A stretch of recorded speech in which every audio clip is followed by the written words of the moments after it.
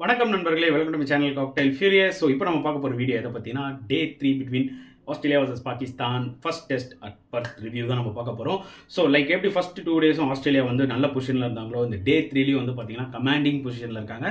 கிட்டத்தட்ட 300 ரன்ஸ் லீடில் இருக்காங்க. இன்னும் 8 விக்கெட் கையில் இருக்குது. ஸோ இன்னைக்கு முதல்ல பேட்டிங் அதாவது இன்னைக்கு பேட்டிங் ஸ்டார்ட் பண்ண பாகிஸ்தான் வந்து பார்த்தீங்கன்னா ஓவர் நைட் ஸ்கோர் 132 ஃபார் 2ல இருந்தாங்க.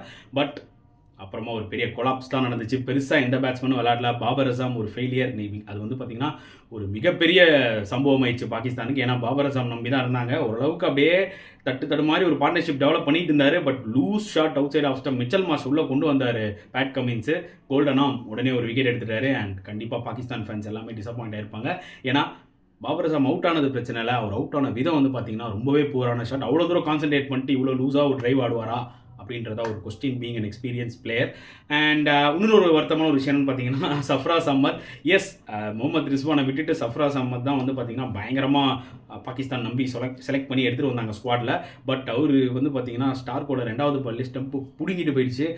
டிப்பிக்கல் ஸ்டார்க் விக்கெட் அதான் சொல்ல முடியும். அதாவது சப்கான்டினென்ட்டில் வேணால் நம்ம பேக் ஃபுட்லேயே வந்துட்டு பொறுமையாக அப்படி எடுத்துன்னு வரலாம். பட் இந்த மாதிரி ஆஸ்திரேலியன் அதுவும் பர்த் மாதிரி கண்டிஷன்ஸில் அவ்வளோ ஸ்லோவாக பேட்டிங் ஃபுட்வொர்க் இல்லாமல் விளையாடுறது ரொம்ப கஷ்டமான விஷயம். சர்வே ஆகிறது ரொம்ப ரொம்ப கஷ்டம். அதுதான் மிஸ்டர் சஃப்ராஸ் அஹ்மத் பண்ணார். ஸ்டெம்பிங் விட்டார். இப்போ வந்து 2 ரன் தான் அடித்தார். ஸோ அதனால் வந்து பார்த்தீங்கன்னா அவர் மேலே ப்ரெஷர் இப்போ ரொம்ப ஜாஸ்தி. ஆல்ரெடி பீப்புள் வந்து ட்ரோல் பண்ண ஆரம்பிச்சிட்டாங்க. உங்களுக்கு தெரியும் பாகிஸ்தானில் கொஞ்சம் ஒரு மேட்ச் விளாட்னா 2 மேட்ச் விளாட்னாலே ட்ரோல் பண்ண ஆரம்பிச்சிருவாங்க. அண்ட் இமாம் உல்லாக் சூப்பராக விளாட்னாருங்க. 62 61 அடித்தார். பட் தேவையில்லாத ஷாட்டு நேதன் லைனை ஏறி போய் அடிக்கிறேன். அப்போ தான் ஸ்பெல்லு முடிச்சுட்டு அப்போ புது ஸ்பெல் வந்தார். அப்போ தான் ஒரு கேப் விட்டு கொஞ்சம் அவரை பார்த்து ஆடி இருக்கலாம். பட் அவ்வளோ நேரம் ஹார்ட் ஒர்க் பண்ணிட்டு ஏறி போய் அடிக்கிறேன்னு சொல்லி ஸ்டம்பிங் ஆகிட்டார். ஸோ இவ்வளோ கஷ்டப்பட்டதில் கடைசியில் அர்த்தமே இல்லாத மாதிரி ஆயிடுச்சு. என்ன ஒரு மிகப்பெரிய டிசப்பாயிண்டிங்கான ஒரு விஷயம் பாகிஸ்தான் பேட்டிங்லன்னா, அதாவது எல்லா பிளேஸும் கஷ்டப்பட்டு இனிஷியல் 30-40 பால்ஸ் ஆடி சுமாரி குரூப்புக்குள்ளே வராங்க, வந்துட்டு ஒரு லூஸ் ஷாட் ஆடி அவுட் ஆகிட்டு போயிடுறாங்க. இங்கே தான் உங்களுக்கு கொஞ்சம் பொறுமை தேவை. ஏன்னா ஆஸ்திரேலியா மாதிரி கண்டிஷன்ஸ்லாம் எய்தர் நீ கான்ஃபிடென்ட்டாக விளாடு, இல்லை செட் ஆகிட்டியா அதை வச்சு அப்படியே ஃபுல்லாக போகணும். லைக் எப்படி இமாம் உல்லாக் இன்னும் அப்படியே ஒரு எக்ஸ்ட்ரா ஒரு 100 பால் 150 பால் அவங்க விளையாடி இருக்கணும். ஏன்னா அப்போ தான் ஓரளவுக்கு ஆஸ்திரேலியாவோட ஸ்கோர் கிட்ட வந்திருக்க முடியும். நீங்கள் ஒன்று ஸ்டார்டிங்லேயே ரன் ஃபாஸ்ட்டாக அடிக்கணும், இல்லை செட் ஆகிட்டா அதுக்கேற்ற மாதிரி பொறுமையாக விளையாடியானோம். ஏன்னா ஆஸ்திரேலியா மாதிரி கண்டிஷன்ஸில் ஆல்வேஸ் 2 விதம் தான். ஒன்று டமால் டிமில் நீ அடி, இன்னொன்று ஸ்டே பண்ணி பொறுமையாக மெரிட் ஆஃப் த பால் ஆடணும்னா நீ தாராளமாக கான்சன்ட்ரேட் பண்ணி விளாடலாம். அதுதான் இமாம் உல்லாக் பண்ணார். பட் அதுக்கப்புறம் தேவையில்லாத ஒரு லூஸ் ஷாட் அண்ட் பாபர் அசாமும் ஒரு லூஸ் ஷாட். அதுக்கப்புறம் வந்து பார்த்தீங்கன்னா சவுத் ஷக்கீல் வந்து ஓரளவுக்கு செட் ஆனார். பட் அவரும் வந்து பார்த்தீங்கன்னா அவுட் ஆகிட்டார். ஸோ பெருசாக சொல்லிக்கிறதுக்கு எதுவும் இல்லை. Pakistan 271 all out. And Australian பவுலர்ஸை பற்றி பெருசாக சொல்லவே வேணாங்க. அவங்க ஹோம் கண்டிஷன்ஸ் ஸ்டார்க்காக இருக்கட்டும், கமின்ஸாக இருக்கட்டும், லயனாக இருக்கட்டும் பக்காவாக போடுவாங்க. ஏன்னா ஒரு ஆச்சரியம்னா ஹேசல்வுட்டை கொஞ்சம் கம்ஃபர்டபுளாக விளாண்டாங்க பாகிஸ்தான். அதுதான் எனக்கு கொஞ்சம் ஆச்சரியமாக இருந்தது. நான் என்ன நினச்சேன்னா ஹேசல்வுட் தான் என்றைக்குமே ஒரு மிகப்பெரிய threat compared to Pat Cummins and Mitchell Starc in Test கிரிக்கெட்னு என்னோட ஒரு ஃபீல். பட் இன்னைக்கு கொஞ்சம் ஆர்டினரியாக தான் இருந்தார் அவர். அண்ட் திருப்பி ஆஸ்திரேலியா பேட்டிங் பண்ணாங்க. ஸ்டார்டிங்லேயே ஒரு மிகப்பெரிய சம்பவம்லாம் நடந்துச்சு. என்னன்னு பார்த்தீங்கன்னா டேவிட் வார்னரும் லாம்பேஷனையும் சீக்கிரமாக அவுட் ஆகிட்டாங்க.